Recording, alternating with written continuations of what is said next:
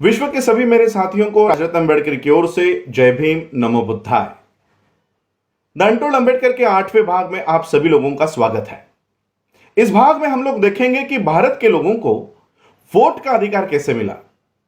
अंग्रेजों ने भारत को आजाद करने के लिए क्रमबद्ध तरीके से इस देश के लोगों को हक और अधिकार देने की शुरुआत कर दी और इसी इनिशिएटिव को लेते हुए उन्होंने 1917 में एक कमिटी का गठन किया और उस कमिटी का नाम था south bureau committee. South bureau committee Bharat में आई और भारत के लोगों को क्या क्या अधिकार देने चाहिए इसकी पढ़ाई करने के लिए, इसकी जांच करने के लिए यह कमिटी भारत में आई और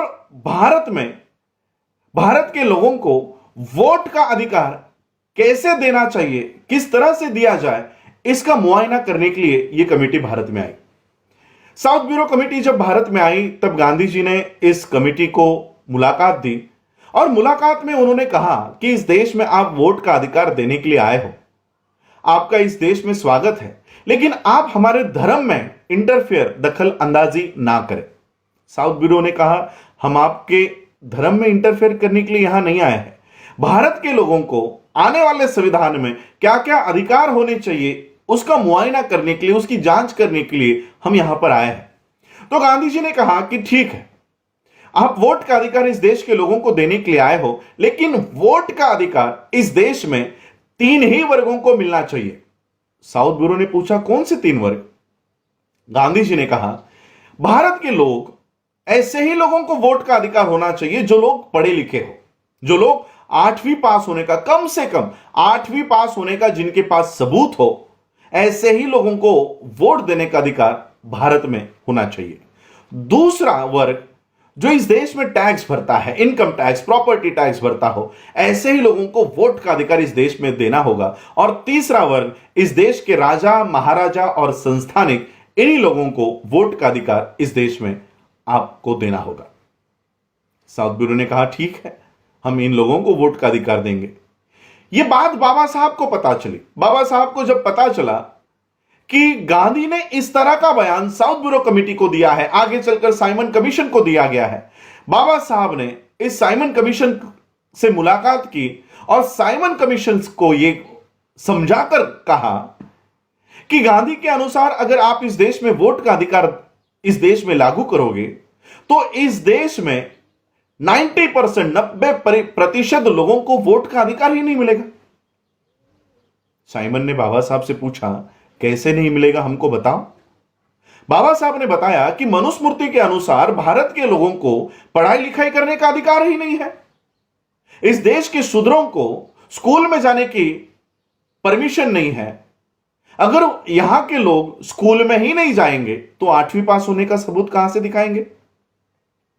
भारत के लोगों को, भारत के शूद्रों को जमीन खरीदने का अधिकार नहीं, पैसा इकट्ठा करने का अधिकार नहीं। अगर जमीन ही हमारे पास नहीं हो, पैसे ही हमारे पास नहीं हो, तो जमीन पर टैक्स भरी हुई रिसीट, पैसे पर टैक्स भरी हुई रिसीट हमारे पास कहां से आएगी? हमारे पास ये सारे दस्तावेज आपको बताने के लिए नहीं है। तो साइमन ने बाबा साहब से पूछा तो इस देश के लोगों को, सभी लोगों को वोट का अधिकार देना हो तो हमको क्या करना होगा? बाबा साहब ने कहा कि पहली बात तो हम आपको कोई 8वीं पास होने का और इनकम टैक्स और प्रॉपर्टी टैक्स की कोई रिसीट नहीं दिखा सकते। तो साइमन ने बाबा साहब से पूछा तो क्या करना होगा कि जैसे हम भारत के सभी लोगों को वोट देने का अधिकार दे सके? बाबा साहब ने कहा एक बात है जो हम आपको साबित करके दे सकते हैं। साइमन ने कहा कि वो कौन सी है? बाबा साहब ने कहा कि हम इस देश में जन्म लेते हैं, हर साल हमारी उम्र बढ़ती है और इसलिए आपको इस देश में अगर वोट देने का अधिकार देना है तो आप हमारी उम्र के आधार पर दीजिए। साइमन को बाबा साहब की इस बात को कबूल किया। साइमन ने इस बात को कबूल किया और एडल्ट फ्रेंचाइज नाम का आर्टिकल उन्होंने तैयार किया।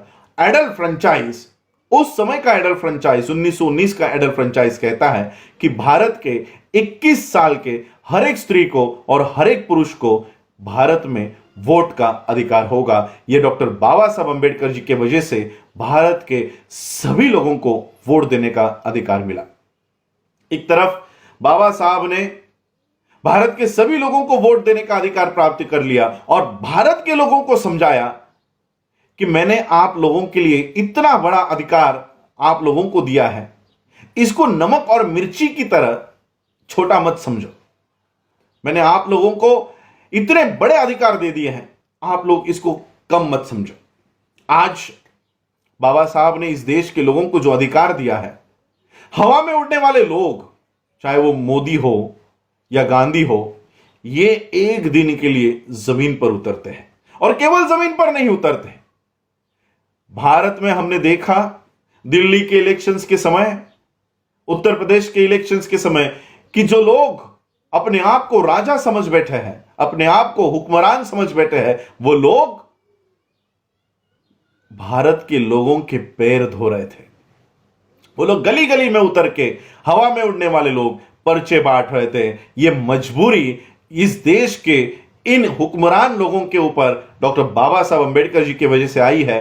बाबा साहब ने आप लोगों के हाथों में इतनी बड़ी ताकत दे दी, उस ताकत को लेने के लिए ये लोग हवा से नीचे उतरते हैं और इसलिए बाबा साहब ने कहा कि आपके हाथ में ऐसी ताकत देके जा रहा हूं जो सबसे बड़ी ताकत, आपके जीवन की सबसे बड़ी ताकत होगी, और वो है वोट का अधिकार। और ये वोट का अधिकार डॉक्टर बाबा साहब अंबेडकर जी ने इस देश के सभी लोगों को दे दिया।